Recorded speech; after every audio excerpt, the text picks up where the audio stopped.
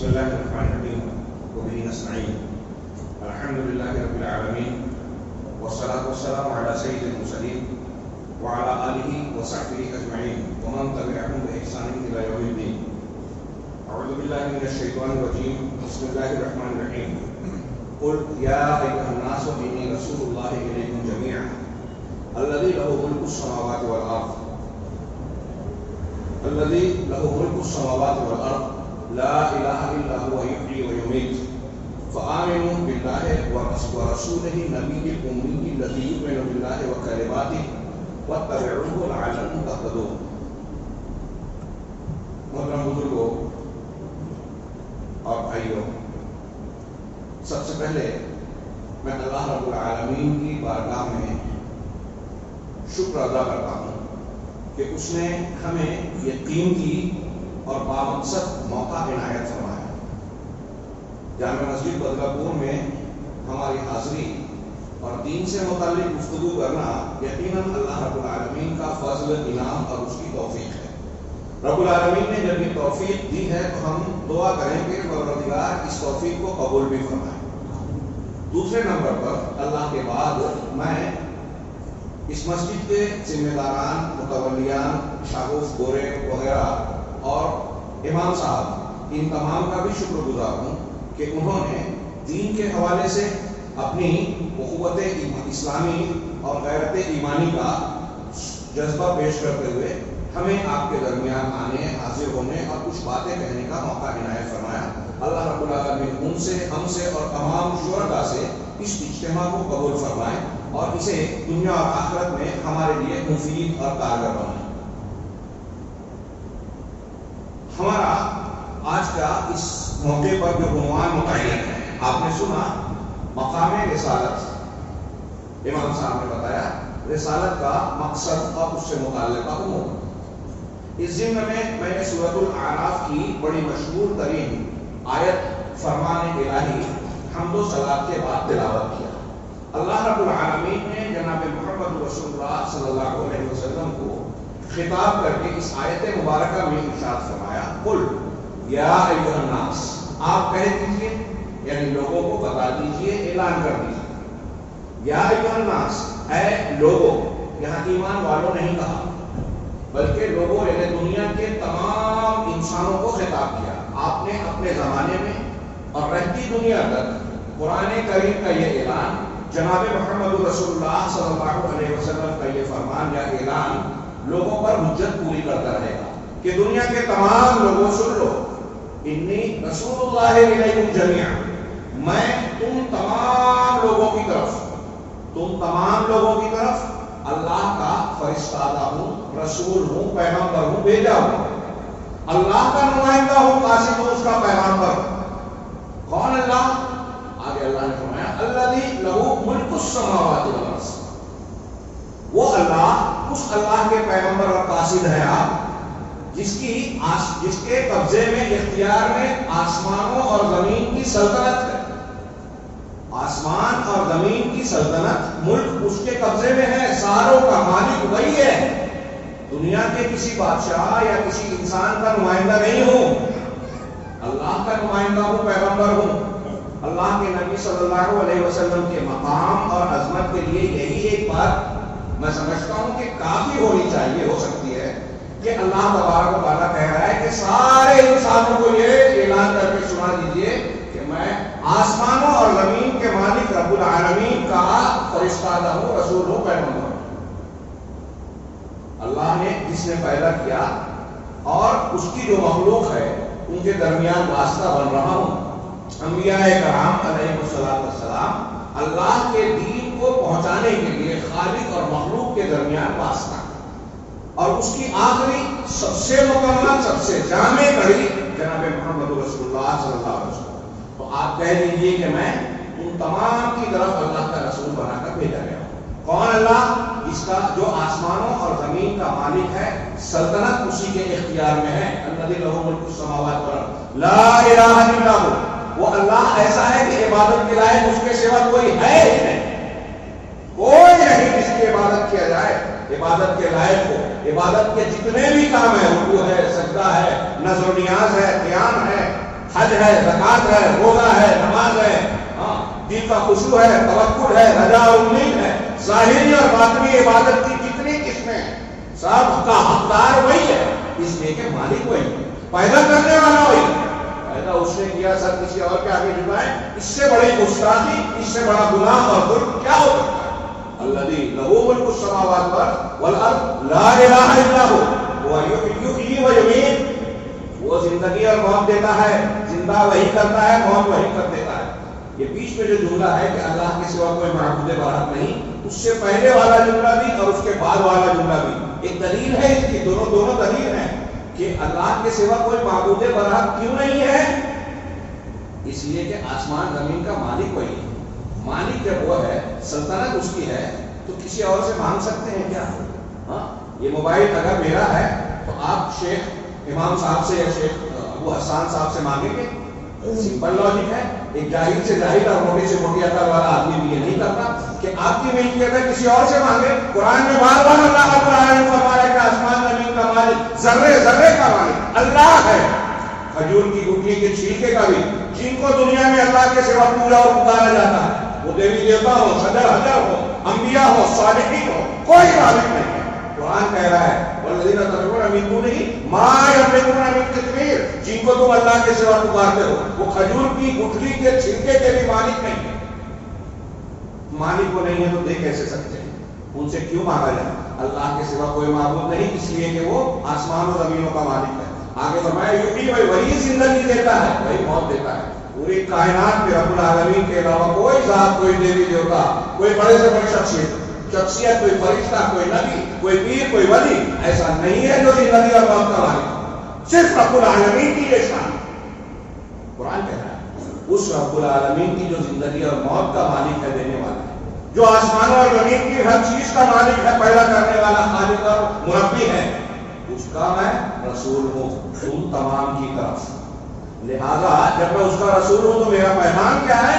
فآمنوا، لہذا تم ایمان لے آؤ، باللہ ورسولہ، اللہ پر ایمان لے آؤ، اس کی توحید، اس کے حقوق کو سمجھو، اس کی معرفت حاصل کرو۔ یہاں لوگوں کی دیکھا دیکھی آپ عمل اختیار کرو نہیں چلے گا۔ ہمارے یہاں تقلید اور اپنے تقلید کے جھگڑے ہوتے ہیں، لیکن دونوں اس بات پہ متفق ہیں کہ عقیدے کے معاملے میں تقلید نہیں چلے گی کہ لوگ کہتے ہیں میں بھی ہوں۔ قبر میں منکر نکیر ہر انسان سے سوال کریں گے ما ربک ما دینک ماذا تقول فی ھذا الرجل محمد صلی اللہ علیہ وسلم۔ اگر اس کا جواب صحیح نہیں دیا، ہاں لا ادری کہا، اور یہ جواب دیا جو حدیثوں میں ہے کہ میں نے لوگوں کو ایک بات کہتے ہوئے سنی تو میں بھی کہنے لگا، دیکھا دیکھی کر رہا ہے، تو فرشتے کیا کہیں گے؟ منکر نکیر بخاری مسلم اور دیگر حدیث کی کتابوں میں دیکھیے، اس حدیث میں کہیں گے ما دریت وما تلوت، نہ تم نے جانا نہ پڑھا۔ اس کا مطلب یہ جاننا اور یہ پڑھنا کہ میرا رب کون ہے، میرا دین کیا ہے، اور محمد رسول اللہ صلی اللہ علیہ وسلم، یعنی ربوبیت، اس کی معرفت، رب کی معرفت، دین کی بنیادی معرفت، اور محمد صلی اللہ علیہ وسلم کے مقام اور آپ کے حقوق کی معرفت، یہ ہر مسلمان مرد اور عورت پر ضروری ہے۔ دیکھا دیکھی والا معاملہ، سنے سنائے والا معاملہ نہیں چلے گا، پڑھنا پڑے گا۔ لہذا اللہ کہہ رہا ہے اللہ پر ایمان لاؤ، وہ رسول ہے، اور اس کے رسول پر۔ کون رسول؟ النبی الامی، وہ نبی جو کہ امی ہے۔ امی کہتے ہیں جو پڑھا لکھا نہ ہو، ان پڑھ ہو، کہیں پڑھا لکھا نہ جانتا ہو۔ یہ اللہ کے نبی صلی اللہ علیہ وسلم کا خاص وصف اور صفت ہے کہ آپ امی ہیں۔ امی ہونے کے باوجود آپ کائنات کے معلم بن گئے، کائنات میں آپ سے زیادہ بہتر، آپ سے زیادہ کامل، آپ سے زیادہ جامع الکمالات کوئی دوسری شخصیت پیدا کی۔ کوئی چھوٹی موٹی بات نہیں ہے، بہت بڑا معجزہ ہے کہ امی ہوتے ہوئے 40 سال مکہ والوں کے بیچ زندگی گزاری، اچانک ایک کلام پیش کر رہے ہیں، چیلنج کر رہے ہیں کہ اگر تم کو شک ہے میرے رسول ہونے میں اور اس کلام کے اللہ کا کلام ہونے میں تو تم سب مل کر اس جیسا ایک کلام، چاہے ایک سورت لے آؤ، 10 آیتیں لے آؤ، 2 آیتیں لے آؤ، ایک آیت لے آؤ، ایک حدیث جیسی لے آؤ۔ انہوں نے مخالفت کی، جنگ لڑی، قتل کیا، قتل کرنے کی کوشش کی، بائیکاٹ کیا، ستایا، جسمانی تکلیف دی، ذہنی تکلیف دی، سب کیا، لیکن قرآن کا جواب نہیں دیا، بلکہ اعتراف کیا کہ ہم ایسا نہیں کر سکتے۔ فآمنوا باللہ ورسولہ النبی الأمی، اللہ نے آگے فرمایا الذی یؤمن باللہ وکلماتہ، نبی امی کون ہے؟ وہ نبی ہے میں تمہارے رسول ہوں، اور پھر کس کا رسول ہوں؟ لا الہ الا اللہ، جس کی شان ہے اور جو زندگی اور موت دیتا ہے، آسمان و زمین کا مالک ہے۔ اب وہ رسول اس کی طرف سے تم کو اور ہم کو اور آپ کو کہہ رہا ہے کہ اللہ پر اور اس کے نبی پر ایمان لاؤ۔ ہاں، یہ وہ نبی ہے کہ نبی کا تعارف کرایا کہ نبی امی ہے، لیکن خود اللہ پر اور اس کے کلمات یعنی اس کے احکامات پر، قرآن اور قرآنی احکامات پر خود ایمان رکھتے ہیں۔ صرف زبانی طور سے تم کو پیش نہیں کیا، خود بھی ایمان کا نمونہ ہے، عمل کا نمونہ ہے، چلتے پھرتے قرآن ہے۔ وہ جو کلمات پر بھی ایمان رکھتے ہیں، آخر جملہ کہا وَاتَّبِعُوهُ، اور اللہ کے رسول کی، ان کی اتباع کرو، کسی اور کی نہیں کرنا ہے، آپ کے بالمطابق انہی کی اتباع کرو۔ اب موسیٰ عیسیٰ علیہ السلام اگرچہ پیغمبر ہیں لیکن ان کی شریعتیں منسوخ ہو چکی، اتباع کا درجہ مقام صرف محمد رسول اللہ صلی اللہ علیہ وسلم کے لیے یہ اعلان ہے لعلکم تہتدون، تاکہ تم ہدایت پا جاؤ۔ آخری ٹکڑے سے یہ بھی پتہ چلا کہ ہدایت اب محمد رسول اللہ صلی اللہ علیہ وسلم کی ذات، شخصیت، آپ کی نبوت سے جڑی ہوئی ہے۔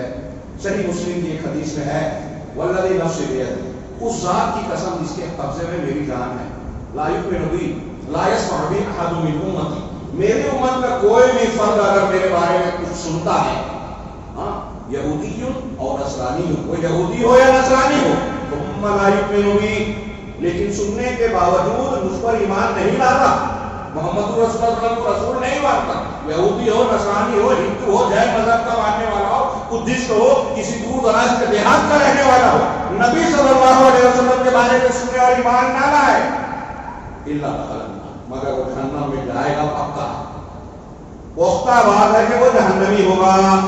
معیار ہدایت، معیار نجات جناب محمد رسول اللہ صلی اللہ علیہ وسلم قرار پائے۔ ہدایت قرآن سے اور حدیث سے میں نے ایک دلیل دی۔ نبی صلی اللہ علیہ وسلم کا یہ مقام ہے کہ اب آپ کی بعثت اور نبوت آ جانے کے بعد دنیا کے کسی بھی خطے اور علاقے کا کوئی بھی مذہب کا ماننے والا انسان ہو اور قیامت تک کوئی بھی انسان ہو، اگر آپ کی نبوت کو نہیں مانتا، آپ کی تعلیمات کو اختیار نہیں کرتا، تو وہ ہدایت والا نہیں ہے، دنیا میں سعادت نہیں پا سکتا، آخرت میں کامیابی نہیں پا سکتا، اللہ کے انعام اور رحمت کا مستحق نہیں ہو سکتا۔ اور جب اللہ کے نبی صلی اللہ علیہ وسلم کی رسالت اس قدر عام ہے، لوگوں کے لیے اس قدر ضروری ہے کہ اگر آپ کو نہیں مانا تو نجات نہیں ملے گی، جہنم میں جائیں گے۔ وہ جہنم تو چھوٹی موٹی اور معمولی بات نہیں ہے کہ دنیا کی تکالیف کی طرح چلو جھیل لیں گے اور جھیلتے جھیلتے جھیلنے کی عادت پڑ جائے گی، مشکلیں اتنی بڑی مجھ پر کیا آسا ہو گئی۔ وہ جہنم کی آگ دنیا کی آگ سے 69 گنا زیادہ شدید ہوگی، ڈامر سے زیادہ کالی ہوگی، وہاں انسان موت کو پکارے گا، موت نہیں آئے گی، لا يموت فيها ولا يحيا، نہ وہاں جیے گا نہ مرے گا۔ موت ویأتیہ الموت من کل مکان، موت ایک ایک بار اور ایک ایک حصے سے آئے گی، لیکن وہ مرے گا نہیں۔ یہ قرآن کے الفاظ ہیں۔ اس جہنم سے بچنے کے لیے، اللہ کا انعام اور رحمت پانے کے لیے لازمی نقطہ یہ ہے کہ محمد رسول اللہ صلی اللہ علیہ وسلم پر ایمان لائے جائے۔ اللہ پر ایمان لانا لا الہ الا اللہ کی گواہی سے ہوتا ہے۔ محمد رسول اللہ صلی اللہ علیہ وسلم پر ایمان لانا وہ اشہد ان محمد عبدہ و رسولہ کی گواہی سے ہوتا ہے۔ اس کے بغیر کوئی آدمی دائرہ اسلام میں داخل نہیں ہو سکتا، کائنات کے خالق و مالک کے یہاں قابل قبول نہیں ہو سکتا۔ وہ دنیا میں کتنا بھی اچھا دکھائی دے، کتنا بھی اچھا اپنے آپ کو بتائے، پوری دولت کروڑا کروڑ کی خرچ کر دے، محمد رسول اللہ کو نہیں مانا، قابل قبول ہے۔ تو میں عرض کرنا چاہتا ہوں اس توحید کی روشنی میں کہ جب جناب محمد رسول اللہ صلی اللہ علیہ وسلم کی نبوت و رسالت اس قدر ضروری عام ہے دنیا کے ہر انسان کے لیے، شیخ الاسلام علامہ ابن تیمیہ کہتے ہیں کہ عرب ہو، عجم ہو، قیامت تک کسی بھی علاقے کا بسنے والا کوئی انسان ہو، جب آپ کی نبوت اس کی نجات کے لیے لازم ہے تو اللہ رب العالمین کی یہ سنت اور قانون ہے کہ جس چیز کی ضرورت انسانوں کو جتنی زیادہ ہوتی ہے، اس کے دلائل، اس کی فراوان، اس کے دلائل اتنے زیادہ عام کرتا ہے کہ عام سے عام انسان کو پہنچ جائے۔ ہم کو ہر جگہ سانس لینے کی ضرورت ہے، اللہ نے ہر جگہ ہوا اور آکسیجن فراہم کر دیا۔ ہم کو جینے کے لیے غذا کی ضرورت ہے۔ دنیا میں چاہے کوئی کتنا بھی پروپیگنڈا کرے کہ دنیا میں انسان بڑھ جائیں گے، کھانا بڑھ جائے گا، کبھی ایسا نہیں ہوا۔ دنیا میں ہر سال لوگ، یہ بیماری دنیا کے جو ہے بہت ساری غذائی اشیاء کو برباد کرتے ہیں۔ رب العالمین نے پیدا کیا تو بچے کے ماں کے پیٹ میں بچے کے جسم میں روح ڈالنے سے پہلے فرشتہ یہ لکھتا ہے کہ کتنا کھائے گا، چار چیزیں اس میں سے اس کا رزق بھی لکھتا ہے۔ پیدا ہونے سے پہلے اللہ رزق مکڑوں اور جراثیم کی غذا کا جو انتظام کرتا ہے وہ انسانوں میں نہیں کرے گا؟ تو رب العالمین نے ہمارے لیے جو کھانے کی ضرورت ہے، پینے کی ضرورت ہے، لباس کی ضرورت ہے، رشتہ و پیوند ہر ضرورت کو دیا. وآتاکم من کل ما سألتموہ، تم کو ہر وہ چیز عطا کی جو تم نے چاہا، جو تمہاری تقاضا تھا. وَإِن تَعُدُّوا نِعْمَتَ اللَّهِ لَا تُحْصُوهَا، اور اگر تم اللہ کی نعمت کو شمار کرنا چاہو تو بھی نہیں سکتے. ان نعمتوں میں سب سے عظیم الشان نعمت، سب سے بڑی ضرورت رسول کی ضرورت ہے، رسول کی نعمت ہے. لَقَدْ مَنَّ اللَّهُ عَلَى الْمُؤْمِنِينَ إِذْ بَعَثَ فِيهِمْ رَسُولًا. دنیا کی بہت ساری نعمتوں میں رب العالمین نے کہا کہ اللہ تبارک و تعالیٰ نے اپنا احسان جتاتے ہوئے کہا. علماء کہتے ہیں کہ اللہ نے اپنی جس نعمت کا احسان جتایا وہ رسول کی بات ہے. اللہ نے مومنوں پر احسان کیا کہ ان کے اندر ایک رسول کو انہی کے بیچ سے بھیجا. جنوں کو رسول نہیں بنایا، فرشتوں کو نہیں بنایا، بلکہ انہی کے بیچ سے بنایا. عبداللہ اور آمنہ کے لال اور بیٹے پیدا ہوئے انسانوں کی شکل میں، انسان بنا کر بنا بھیجا، انہی میں سے بھیجا رسول بنا کر. سب سے بڑی نعمت اللہ کے رسول صلی اللہ علیہ وسلم کی بعثت. یہ ہمارے کھانے پینے سے میں عرض کر رہا ہوں. بچے دماغ میں بٹھائیں. اگر ہماری مائیں بہنیں سن رہے ہیں تو دماغ میں رکھیں. یہ آج جو جدید دور کی چمک دمک فلم، ٹی وی سیریل اور گلیمر دیکھ کر لوگوں کے رجحانے سے، موبائل اور فون اور ٹی وی چینل سے جو سازشیں ہو رہی ہے، جس کی بنیاد پر ہمارا مسلمان بچہ، نوجوان لڑکا اور لڑکی دین، اسلام، رسالت کو کمتر سمجھنے لگا ہے، وہ اپنے دماغ میں اپنی جہالت کو دور کر کے یہ تازہ کرے کہ اللہ تبارک و تعالیٰ نے اس دنیا میں سب سے بڑی جو نعمت دی ہے وہ رب کی معرفت ہے اور رسول کی معرفت ہے. اس کے بعد اگر اس سے کوئی محروم ہے تو دنیا کا سب سے مالدار انسان بھی ہے تو سب سے بڑا غریب ہے، کیونکہ وہ جہنم میں جائے گا اگر اس کے بغیر مر گیا.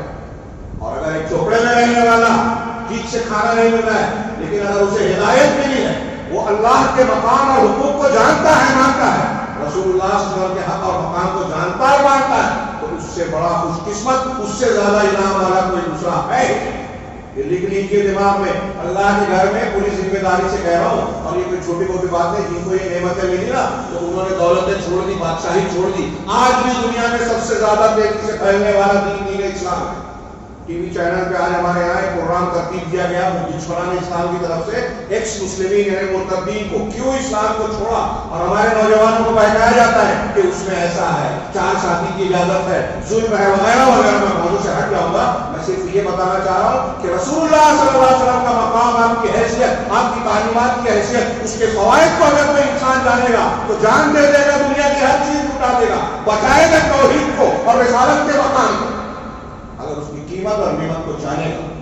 اور اس کی تھوڑی سی تازگی کے لیے آج کا یہ خطاب ہے، لیکن وقت اتنا مختصر ہے کہ میں اس موضوع کا بہت مختصر حصہ بھی شاید نہ پیش کر سکوں. چنانچہ جو کچھ اللہ توفیق دے اس پر غور سے سنیں اور زیادہ مطالعہ کریں.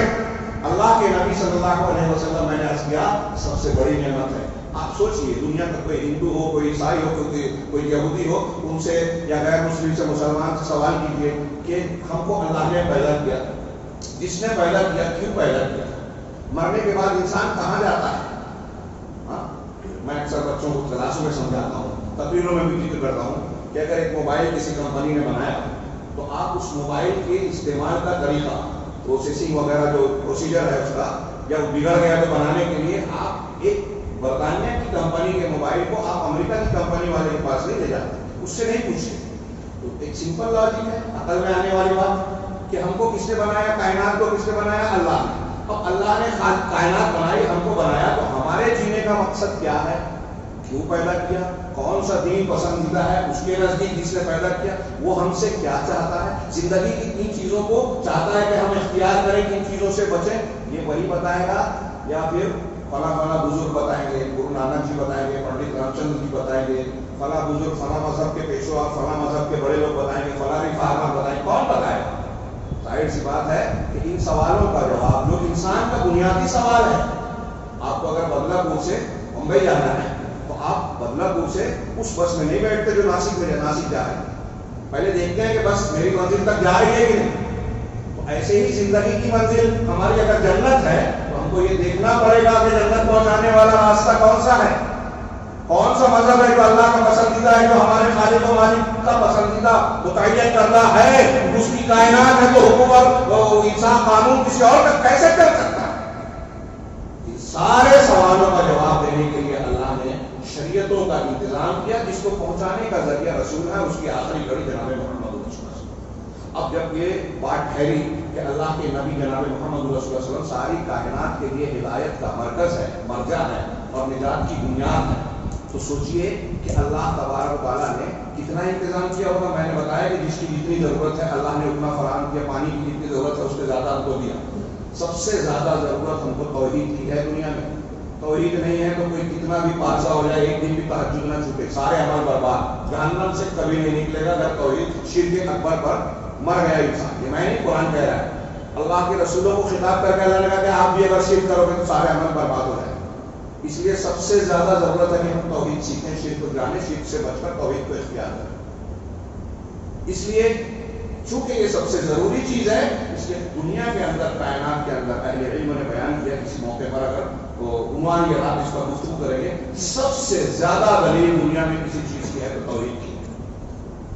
توحید کے بعد اگر سب سے زیادہ پروفس، دلیلیں کسی چیز کی ہے تو چاہے جس معیار میں ہو، 1400 سال پہلے کے ایک انسان پڑھا لکھا جاہل ہو، اس کی سمجھ میں آنے والا، یا آج کے دور کی یا قیامت تک توحید کی دلیلیں ان کی سمجھ میں آنے والی سب کے لیے عام ہے۔ اور اس کے بعد جناب محمد رسول اللہ صلی اللہ علیہ وسلم کی رسالت کی دلیلیں، قرآن اور رسالت کی دلیلیں توحید کے بعد سب سے زیادہ ہے، جس سے یہ ثابت ہوتا ہے کہ یہ سچے ہیں، کیونکہ اللہ تبارک و تعالیٰ نے ان کا وہ مقام متعین کیا۔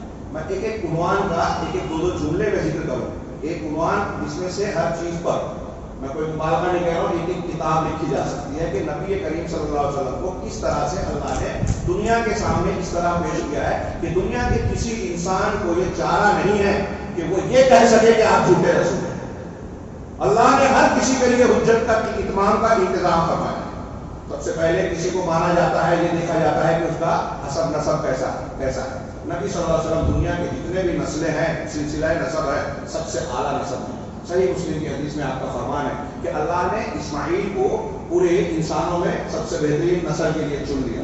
اسماعیل کی اولاد میں بنو ہاشم کو چنا، بنو ہاشم میں قریش کو چنا، اور قریش میں مجھے چنا، جناب محمد رسول۔ میں نے عربی نہیں پیش کیا، وقت نہیں ہے۔ اس طریقے سے آپ نسب کے اعتبار سے سب سے اعلیٰ نسب کے پوری دنیا میں آدم علیہ السلام کی نسل ہے۔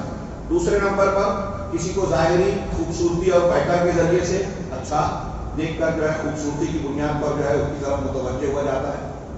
حسان بن ثابت رضی اللہ تعالیٰ عنہ آپ کے چہرے کے بارے، آپ کی شخصیت کے بارے میں کہتے ہیں کہ اگر آپ واضح دلائل نہ لاتے، لولا تأتینا بآیات مبینہ، اگر آپ کھلی نشانیاں نہ بھی لاتے تو آپ کی جو ظاہری شکل و صورت ہے وہ بتا دیتی کہ آپ سچے ہیں۔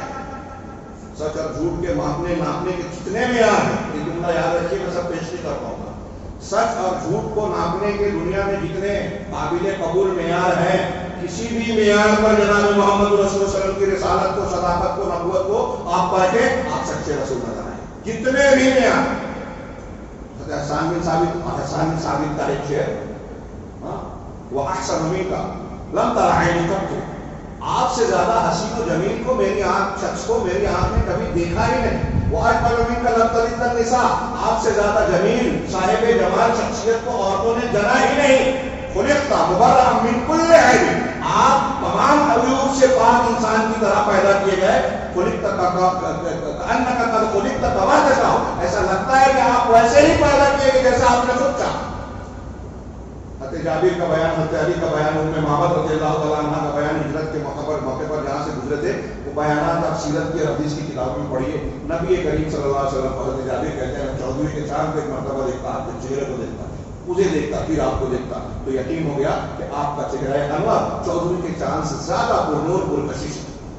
تو ظاہری حسن و جمال میں بھی آپ سب سے زیادہ کامل اور مکمل نظر آتے ہیں۔ پھر آپ کی نبوت کی نشانیاں، ایک ایک ٹاپک، مثال کے طور پہ اللہ کے نبی صلی اللہ علیہ وسلم کو پچھلی کتابوں میں ذکر کیا گیا ہے، پیشین گوئیاں کی گئی کہ ایسے ایسے نبی آنے والے ہیں، توریت میں ہے، انجیل میں ہے، وعدوں میں بھی ہے، کال کی اوتار میراثن جس پر کتابیں لکھی جا رہی ہیں۔ حضرت عیسیٰ نے، حضرت موسیٰ علیہ السلام، اب اس کی تفصیل کا یہاں موقع نہیں ہے، میں صرف یہ عرض کروں کہ غور کیجئے کہ ایک عیسائی حضرت عیسیٰ کو یا توریت انجیل کو مانتا ہے، بائبل کو مانتا ہے۔ اب اس بائبل میں، انجیل میں نبی کریم صلی اللہ علیہ وسلم کی رسالت کی تصدیق کی گئی ہے، آپ کے تعلق سے پیشین گوئیاں کی گئی ہیں، تو اگر وہ بائبل یا انجیل کو مان رہا ہے تو اسے محمد رسول اللہ صلی اللہ علیہ وسلم کو ماننا پڑے گا، ماننا چاہیے، اور نہیں مانتا تو وہ انجیل بھی نہیں مان رہا ہے، حضرت عیسیٰ علیہ السلام کو بھی نہیں مان رہا ہے۔ ایک نبی کا انکار سارے نبیوں کا انکار ہے۔ اور حضرت عیسیٰ نے جب پیشین گوئی کہ میرے بعد ایک نبی آئے گا جس کا نام احمد ہوگا، جو قرآن میں بھی ذکر ہے، اور آپ اس احمد کو جاننے کے باوجود نہیں مان رہے تو آپ حضرت عیسیٰ کو بھی نہیں مان رہے، انجیل کو بھی نہیں مان رہے۔ ایسے یہودیوں کے بارے میں کہیں گے کہ اگر توریت مان رہے تو اللہ کے رسول کو ماننا پڑے گا، قرآن کو ماننا پڑے گا۔ قرآن میں جگہ جگہ کہا کہ قرآن میں وہ مضامین ہیں جو ان کے پہلے کی کتابوں کی تصدیق کرتی ہے، تو ان کتاب کا اس کو، اس کتاب کا اس کو صحیح سچا کہنا یہ ایک دوسرے کی تائید ہے اور ایک دوسرے پر ایمان لانے کا تقاضا کرتا ہے۔ اگر ہندو ویدوں کو مان رہا ہے تو اس میں کل کی اوتار، میراشنس اور جو دوسری صفات بیان کی گئی ہے، محمد رشی ثناء اللہ امرتسری رحمہ اللہ نے کتاب لکھی، آج کل بہت سارے لوگوں نے لکھی کہ ویدوں میں کیا کیا پیشی ہوئی ہے، وہ کیسے ہے، کیوں ہے، یہ الگ طرح سے ویدوں میں کیسے آپ کے تعلق سے پیشی ہوئیاں آئیں۔ تو یہ چیزیں بھی اس بات کا تقاضا کرتی ہے کہ سارے ہندو اگر وید مانتے ہیں تو محمد رسول اللہ صلی اللہ علیہ وسلم قرآن کو مان لے میں، اگر نہیں مانتے تو وید کی اس تعلیم کا انکار کر رہے ہیں، مطلب وید بھی نہیں مان رہے، تو آپ کیسے ماننے والے ہیں؟ یہ اللہ کے نبی صلی اللہ علیہ وسلم کی سچائی کی پچھلی کتابوں کی پیشین گوئیاں ہیں۔ پھر اس کے علاوہ نبی کریم صلی اللہ علیہ وسلم کی خود کی پیشین گوئیاں، اب یہ ایک لمبا ٹاپک ہے، موٹی موٹی کتابیں لکھی گئی ہیں۔ آپ کی پیشین گوئیاں کل کے لیے بھی تھی، کچھ گھنٹوں کے بعد کے لیے بھی تھی، سال 2 سال بعد کے لیے تھی، آپ کے حیات طیبہ کی کچھ سالوں بعد کی، آپ کی وفات کے فوراً بعد کی، صحابہ کی، پھر اور بات کی، پھر اور بات کی، قیامت تک کی سورج نازل سے نکل جائے، یہ زمین، سورج، چاند، ستارے سب برباد ہو جائیں، وہاں تک آپ پیشین گوئی کیا، فتنوں کے آنے کی پیشین گوئی کی۔ یہ آج ہمارے یہاں زنا کثرت سے ہو رہا ہے، ارتداد پھیل رہا ہے، دین سے دوری ہو رہی ہے، اور نہ جانے کون کون سے جو فتنے ہم کو نظر آ رہی ہیں، ہمیں نیا لگتا ہے، آپ دیکھیں گے تو نبی کریم صلی اللہ علیہ وسلم کی پیشین گوئیوں میں آپ کو نظر آئے گا۔ آپ فیصلہ سناتے ہیں زنا عام ہو جائے گا تو اب زنا کے اسباب اس میں موبائل اور دوسری چیزیں، بے پردگی، اختلاط، مل جل کر اسکولوں میں تعلیم دیا جانا، سب آ گیا، کیونکہ آپ نے نتیجہ بتایا۔ اس ٹائم اگر آپ یہ سب چیزیں تفصیل بیان کرتے تو بہت سارے لوگ کی سمجھ میں بھی نہیں آتا۔ قیامت تک کے مسائل کا ذکر اور اس کا حل بھی پیش کیا جناب محمد رسول اللہ صلی اللہ علیہ وسلم۔ تو آپ نے بدر کی رات میں کہا کل یہاں کہاں مارا جائے گا، یہاں ابو جہل پہ چڑھا جائے گا، یہاں ولید مارا جائے گا، یہاں شیبہ، یہاں عتبہ، جہاں جس کو بتایا وہاں وہی بنا۔ یہ اللہ کی تائید ہے آپ کو، مقام رسالت اور لوگوں کے سامنے اعلان حقانیت آپ کی۔ جھوٹے نبیوں نے جو بھی پیشین گوئی کی ایک بھی صحیح نہیں ہوئی۔ مرزا غلام احمد قادیانی کی پیشین گوئیاں پوری کتابیں موجود ہیں، علامہ سارے نے پورا چیپٹر جو کہا اس کو اس کے الٹ ہوا۔ اس نے کہا پنجاب میں 1-2 دن میں زلزلہ آئے گا، 10 سال تک نہیں آیا۔ مسلمہ کذاب کو اس کی قوم نے کہا کہ آپ نبی ہیں ہمارے، بولے ہاں، کہا ہمارے کنویں میں پانی کم ہو گیا، چلیے تھوڑا آپ کچھ برکت کی دعا کر دیجیے۔ کہا چلو میں اپنا لوہا ڈالوں گا، دعا کروں گا، لوہا ڈالوں گا، پانی بڑھ جائے گا۔ یہ گیا، دعا کیا، لوہا تھوکا اس میں، جو پانی تھا وہ بھی سوکھ گیا۔ یہ اعلان ہے اللہ کی طرف سے، یہ جھوٹا ہے۔ اور نبی کریم صلی اللہ علیہ وسلم نے جو پیشین گوئی کی بتایا یہاں فلاں مارا جائے گا، وہی مرا، یہاں فلاں کا انجام ہوگا، فلاں جو ہے میری امت میں اتنے فرقے ہوں گے آج ہم دیکھ رہے ہیں، صحابہ کرام کی آپس میں جنگیں ہوگی، میرا یہ نوازہ 2 مسلمانوں کے بڑے گروہ میں شروع کرائے گا۔ اس طریقے سے میں 2-4 یہ مثالیں دے رہا ہوں، پوری کتابیں موجود ہیں، میں زیادہ نہیں دے سکتا۔ آپ کی پیشین گوئیاں، جب کوئی پیشین گوئی آپ کی سچی ثابت ہوتی ہے تب آپ کی حقانیت کی دلیل بڑھتی جاتی ہے۔ علماء سلف نے، امام بہقی اور دوسرے لوگوں نے صرف 17 یا 19 کتابیں دلائل النبوہ کے نام سے موٹی موٹی لکھی ہے۔ امام بہقی کی 4 جلدوں میں، امام بہقی نے 4 جلدوں میں لکھی دلائل نبوت کی دلیلیں، آپ کی زندگی کے ہر صفحے اور ہر سطر میں اللہ کے رسول صلی اللہ علیہ وسلم کی سچے ہونے کی دلیلیں موجود ہیں۔ یہ اس وقت لکھی تھی امام بہقی نے اور دوسرے ائمہ نے، اور پھر دوسرے ناموں سے اور بہت ساری کتابیں۔ جیسے جیسے دن گزر رہا ہے آپ کی سچائی کی دلیلیں بڑھ رہی ہیں۔ آپ نے سائنسی طور پر پیشین گوئیاں کی تھی انسانی جسم کے بارے میں، کچھ چیزوں کے بارے میں کہ فلاں چیز جو ہے اس بیماری کے لیے بہتر ہے، فلاں سبزی، کلونجی، شہد اور زمزم اور فلاں۔ آج سائنس لیبارٹری کے ٹیسٹ ہو رہے ہیں، نبی کریم صلی اللہ علیہ وسلم کی کسی ایک بات کو رد نہیں کر سکے، بلکہ حیرت زدہ ہے۔ اور میڈیکل سائنس اور سائنس کے ماہرین میں سے بہت سارے لوگ ہیں جو جناب محمد رسول اللہ اور قرآن کی تصریحات کو سننے کے بعد ایمان لانے پر مجبور ہوئے کہ آج سے 100 سال پہلے جو چیز کوئی نہیں جان سکتا تھا، کیسے ممکن ہے کہ ایک انسان 1400 سال پہلے کے بعد بتا دے۔ آپ کی پیشین گوئیاں آپ کی سائنسی خبریں بتا رہا ہوں، فلکیات کی خبریں، آسمانوں کی خبریں، انسانی جسم کے اندر کی باتیں، کتنے جوڑ ہیں، 360 جوڑ ہے، یہ اللہ کے رسول کی حدیث میں موجود ہے. مکھی کے ایک پر میں شفا، ایک میں بیماری ہوتی ہے، یہ اس وقت لوگ مذاق اڑاتے تھے پہلے منکرین حدیث، لیکن آج اس کا سائنسی ثبوت ہو گیا کہ مکھی کے 2 پروں میں 2 متضاد خوبیاں ہیں، ایک میں فائدے کا پہلو ہے، ایک میں نقصان کا پہلو ہے. اسی طریقے سے آپ ماں کے پیٹ کی بات دیکھیں، قرآن میں اور حدیث نے بتایا کس طرح بچہ مختلف مراحل سے گزرنے کے بعد نطفہ، پھر جمع ہوا خون، پھر لوتھڑا، پھر اس کے اوپر ہڈی، پھر اس کے بعد پورا جسم، اور پھر روح کا پھونکا جانا، یہ کن مراحل سے گزرتا ہے. اللہ کے نبی صلی اللہ علیہ وسلم نے دینوں کی تعلیم کے ساتھ بتایا، اور سائنس اور میڈیکل سائنس نے بہت ساری تحقیقات کی. پہلے ایک بات کہی، پھر دوسری کہی، پھر تیسری کہی، آخری تحقیق جو ہوئی وہ جناب محمد رسول اللہ صلی اللہ علیہ وسلم اور قرآن کی تصریحات کے مطابق ہے. یہ آپ کے سچے ہونے کی دلیل ہے. میڈیکل سائنس اور علوم و تحقیقات آپ کی تائید کرتا ہے. اسی طرح آپ کی سچائی کی دلیلیں معجزات ہیں، بے شمار معجزات، اور سب سے بڑا معجزہ قرآن بذات خود اتنی بڑی دلیل ہے کہ ابھی میں اگر اس پہ بات کروں تو گھنٹوں کم پڑے گا. قرآن میں خود پورا پچھلی خبریں، حال کی خبریں، ماضی کی خبریں، نبی کریم صلی اللہ علیہ وسلم بھی ماضی حضرت نوح علیہ السلام کا واقعہ بیان کر رہے ہیں، قوم صالح کا حال بیان کر رہے ہیں. آپ کہاں پڑھے تھے؟ 1400 سال پہلے آپ نے کوئی اسکول کالج میں پڑھا نہیں، کوئی کتاب ہسٹری کی تاریخ کی جانی نہیں، اور آپ بتا رہے ہیں قوم صالح کا، قوم یوسف علیہ السلام کا واقعہ، یعقوب علیہ السلام کا، حضرت ابراہیم علیہ السلام اور دیگر قوموں کا واقعہ، ماضی کی خبریں. اور ایک خبر بھی یہود نصارہ یا کوئی بھی دعویٰ نہیں کر سکا کہ محمد صلی اللہ علیہ وسلم نے قرآن میں غلط بیان. ہاں، انہوں نے جو غلط الزامات لگائے تھے اس کی تردید کی ہے قرآن حدیث. تو ماضی کی خبریں قرآن بھی بیان کر رہا ہے، رسول بھی، حال کی باتیں، مستقبل کی باتیں. ہاں، تو یہ نبی کریم قرآن فصاحت میں، بلاغت میں، ادبیت میں، خبروں میں، نظام میں، قانون میں، اصول میں، ضابطے میں، حقوق کو بیان کرنے میں کسی اعتبار سے بھی دیکھیے قرآن اللہ تک کی کتاب ہے، موجودہ چیخ کر کہہ رہا ہے. قیامت تک کے دنیا کے سارے انسانوں اور جنوں کو چیلنج ہے کہ اگر شک ہے تو ایسا کلام کا کوئی نہیں لا سکتا، سب کچھ کیا یہ نہیں ہے. اس کا تقاضا تھا. اللہ کے نبی صلی اللہ علیہ وسلم کو رد کرنا چاہتے تھے مکہ والے، اپنے آپ کو فصیح اور بلیغ کہتے تھے، زبان دان کہتے تھے، دوسروں کو گوبا کہتے تھے، عجمی. آپ کی مخالفت کی، ان کا رد کر رہے ہیں. محمد رسول اللہ چیلنج کیا، آپ خبر دے رہے ہیں، لڑائی کی، قتل کی کوشش کی، آپ کے دین کو رد کرنے کی کوشش کی، الزامات لگائے، سب کیا. یہ نہیں کیا. اس کا مطلب یہ نہیں کر سکتے تھے کہ قرآن کا جواب دیں. قرآن آپ کا سب سے بڑا معجزہ ہے. پھر آپ کا اشارے سے چاند کے ٹکڑے ہونا، درختوں کا بولنا، آپ کی انگلی سے پانی کا چشمہ بہنا، ایک جو ہے مشکیزے سے آپ انگلی لگا کے دعا کر رہے ہیں، پورا لشکر جو ہے اپنے برتن کر رہا ہے، وضو کر رہا ہے، پانی پی رہا ہے، اور پانی کا ختم نہ ہونا. ایسے بے شمار معجزات ہیں، اس پر مختلف کتابیں ہیں. یہ معجزات بھی آپ کی حقانیت کی دلیلیں ہیں. اس کے علاوہ وہ جیسا کہ میں نے کہا کہ وہ معجزات چلے گئے، حضرت عیسیٰ کے، حضرت موسیٰ کے کیسے گم ہو گئے ہم کو نہیں پتا. اللہ کے نبی صلی اللہ علیہ وسلم کے ایسے معجزات تھے، اور ایک معجزہ اللہ نے قرآن کی شکل میں ایسا دیا جو قیامت تک کے انسانوں پر حجت پوری کرتا رہے گا. اسی طرح آپ کا کردار اور کریکٹر کاش وقت ہوتا. نبی کریم صلی اللہ علیہ وسلم کا کردار آپ کی حقانیت کی دلیل ہے، آپ کی حقانیت کی دلیل ہے. آپ دیکھیے، سچ بولنے میں اگر دیکھیں گے تو کفار مکہ آپ کو صادق کہتے تھے. امانت داری، ایسا لگتا ہے اگر آپ اس میں غور کریں، علماء نے لکھا کہ اگر آپ جو کسی کی اخلاقی خوبی کو محمد رسول اللہ صلی اللہ علیہ وسلم کی شخصیت میں ڈھونڈیں گے، غور کریں گے، تو ایسا لگے گا کہ آپ اسی خوبی کو مکمل کرنے کے لیے دنیا میں آئے.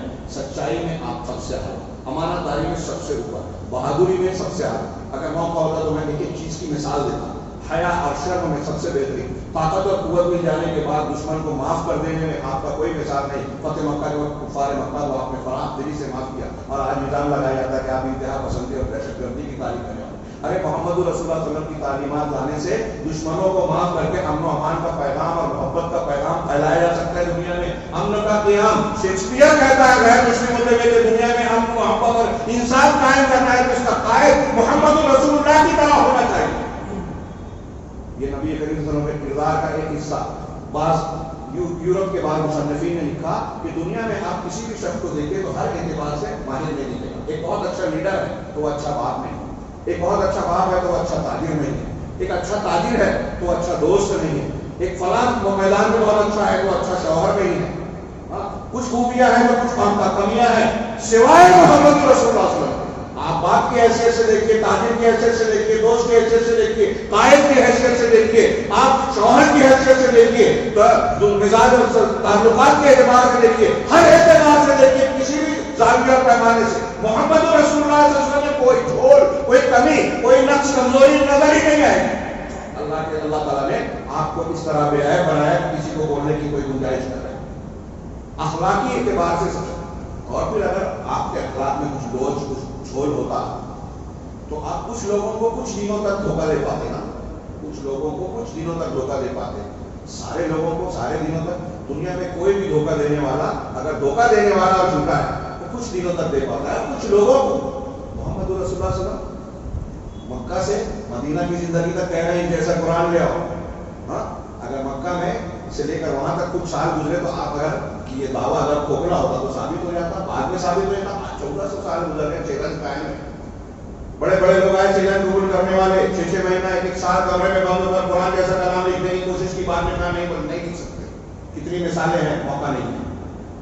ہاں تو آپ کا یہ کردار ہر طرح سے آپ کا خود، پھر آپ دیکھیے کہ آپ کی شخصیت کی تربیت میں جو لوگ تربیت پائے، ابو بکر صدیق، عمر فاروق، عثمان غنی، حضرت علی، عبد الرحمن بن عوف، ابو عبیدہ بن جراح، سعید بن زید اور سعد بن ابی وقاص، اور بہت لمبی تعداد۔ یورپ کا ایک مصنف کہتا ہے مستشرق کہ محمد رسول اللہ صلی اللہ علیہ وسلم ہیروز کی نرسری تھے، یہ اس کے الفاظ ہیں، ہم ہیرو نہیں کہتے، یعنی عظیم شخصیات کی نرسری تھے۔ آپ کی تربیت میں پڑھنے والا جو شخص آپ کی اتباع کرتا ہے، آپ کو مانتا ہے، وہ خود عظیم ہو گیا۔ وہ کہتا ہے وہ مصنف کہ دنیا میں کسی ایک زمانے میں اتنے عظیم لوگ اکٹھا نہیں ہوئے جتنے محمد رسول اللہ صلی اللہ علیہ وسلم کے شاگردان اور صحابہ کی شکل میں نازل ہوئے۔ یہ آپ کا جو ہے نمونہ ہے، آپ سے قریب رہنا۔ اگر کوئی شخص کردار کے حوالے سے ہم یہ بھی کہہ سکتے ہیں کہ کوئی آدمی دور کا ہوتا ہے، میں مالے گاؤں کا رہنے والا ہوں، آپ مجھے نہیں جانتے، آپ میں سے کچھ لوگ تقریر سن کر کسی وجہ سے بولیں گے کہ مولانا اچھے لگتے ہیں، اچھے ہو سکتے ہیں، کیونکہ میرے عیب سے واقف نہیں، میرے قریب آئیں گے تو جانیں گے کہ ان کے اندر بھی بہت سارے عیب ہیں۔ دنیا کے ہر شخص کا ہم دور سے دیکھتے ہیں تو بہت بڑا، یہ بہت بزرگ ہے، بہت پیر ہے، بہت بڑی ہے، یہ ہے وہ ہے، لیکن جب قریب جاتے ہیں تو پتہ چلتا ہے اس میں کچھ خامیاں بھی ہیں، اچھائیاں بھی ہیں، خامیاں بھی ہیں۔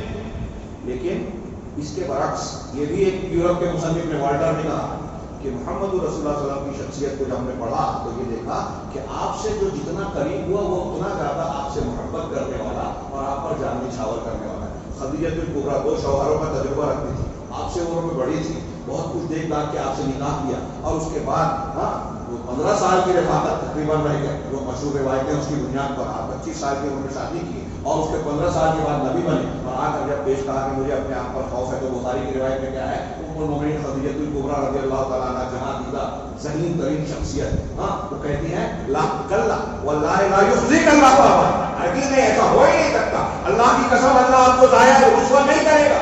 آپ تو ایسے ہیں انک لا تحمل القلب، آپ لوگوں کا بوجھ اٹھاتے ہیں، غریبوں کو کما کر دیتے ہیں، مہمان نوازی کرتے ہیں، رشتوں کو جوڑتے ہیں، آپ کے ساتھ ایسا ہو ہی نہیں سکتا۔ 15 سال کی رفاقت میں ایک بیوی اپنے شوہر کے عیب کو دوسروں سے سب سے زیادہ جانتی ہے، لیکن ایک بیوی اپنے شوہر کے بارے میں یہ جو گواہی دے رہی ہے، دنیا کی کسی بیوی نے شاید اپنے شوہر کے بارے میں نہ کیا۔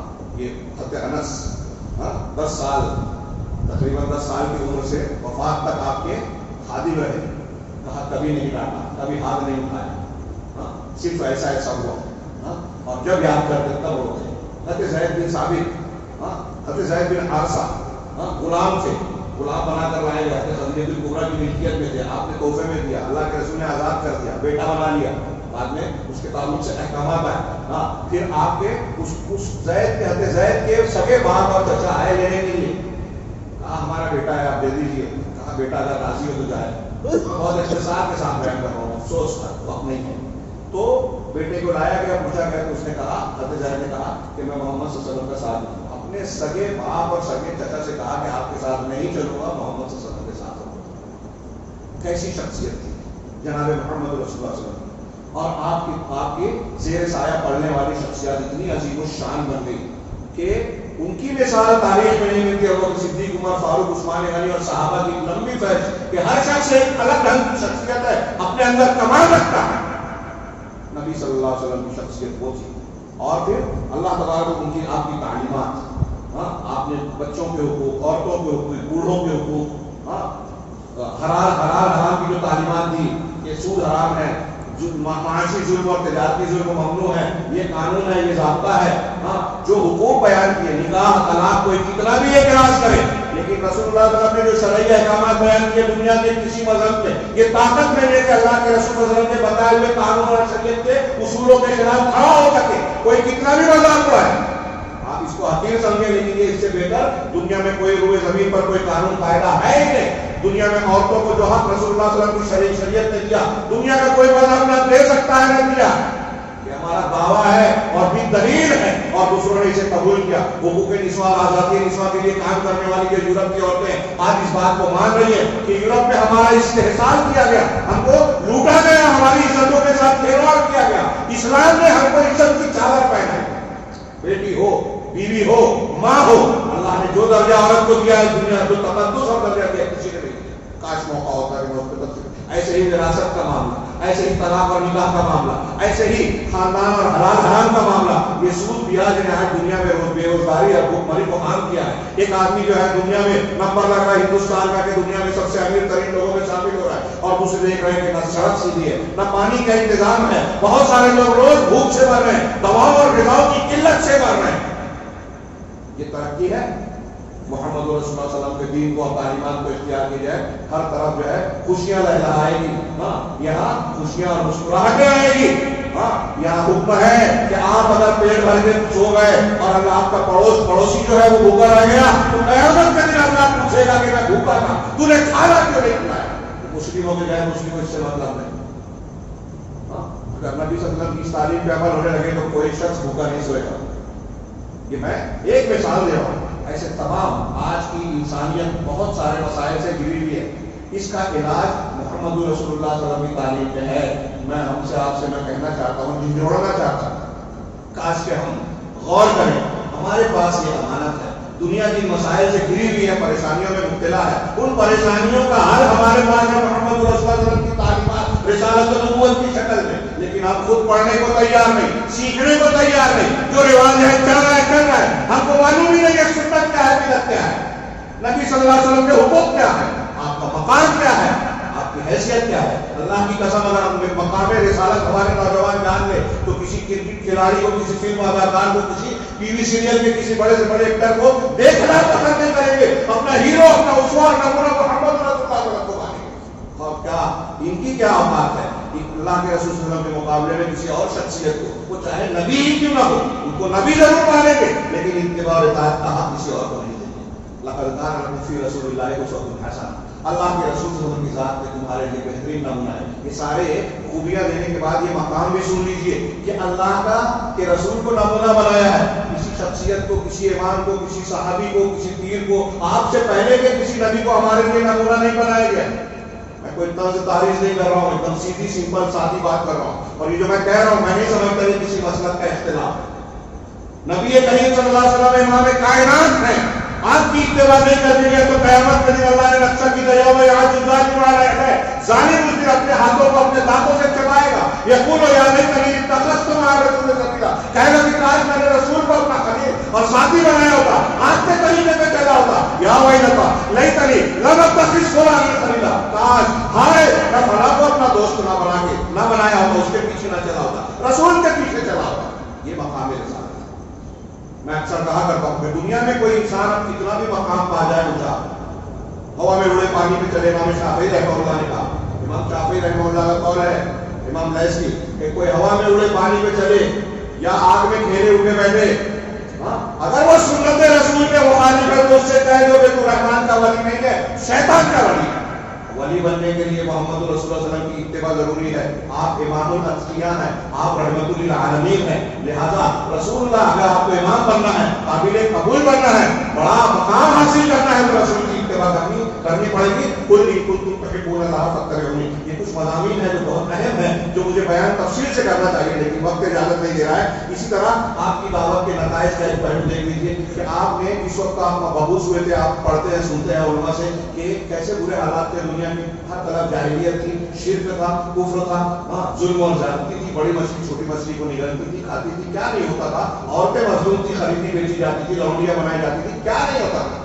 لیکن آپ کی دعوت کے بعد 23 سال، صرف 23 سالہ دعوت کے بعد دنیا کی سب سے بڑی جاہلیت دنیا کی سب سے بڑے تہذیب و تمدن میں تبدیل ہو گئی۔ یہ کوئی معمولی بات نہیں ہے۔ مائیکل ہارٹ دی 100 میں لکھتا ہے کہ اس عیسائی ہوتے ہوئے اس نے دنیا کی سب سے مؤثر شخصیات میں پہلا نمبر محمد رسول اللہ صلی اللہ علیہ وسلم کو دیا، اور اس کی وجوہات میں ایک وجہ یہ بیان کی کہ صرف آپ کی شخصیت ایسی ہے پوری تاریخ انسانی میں جس نے تاریخ کا دھارا موڑ دیا، جس نے تاریخ کا دھارا موڑ دیا، اور اپنوں اور غیروں کی گواہیاں اس میں موجود ہیں۔ میں تفصیل میں نہیں گیا اس میں، اپنے اور غیروں کی۔ اللہ کے رسول کے زمانے سے لے کر دیکھیے، ابو سفیان مشرک تھے، ہرقل کے دربار میں گئے ہیں، ہرقل نے قریب 13 سوال کیا آپ سے کہ آپ ایسے ہیں کیا، آپ ویسے ہیں کیا، کیا تعلیم دیتے ہیں، آپ کے ایمان لانے والوں کا کیا حال ہے۔ 13 سوال بخاری کی حدیث میں پڑھیے، کاش موقع ہوگا۔